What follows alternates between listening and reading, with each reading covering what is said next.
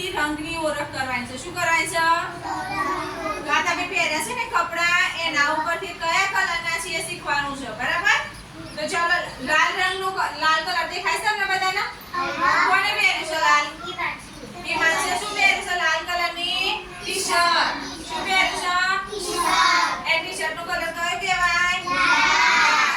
પછી આ સોહમ અને સુમી તે બંને પેન્ટ પહેર્યું છે કયા કલરનું કહેવાય? વાદળી. કયો કલર કહેવાય? વાદળી. પછી કાળો કલરનું શું પહેર્યું છે? જો આને શું પહેર્યું છે? કાળા કલરનો લેગો પહેર્યો છે. પ્રિયાંશે કાળા કલરનો લેગો પહેર્યો છે. એ કયો કલર કહેવાય? કાળો. પછી આ નવ્યા પહેરી છે ટી-શર્ટ કયા કલરની કહેવાય? ગુલાબી. એમ તમે કયા કલરનું કપડું પહેર્યું છે એના ઉપરથી તમને કલરની ખબર પડે. કાળો, લાલ, વાદળી, ગુલાબી, સફેદ. સફેદ કલરનું જો આને ફ્રોક પહેર્યું છે. કયું પહેર્યું છે?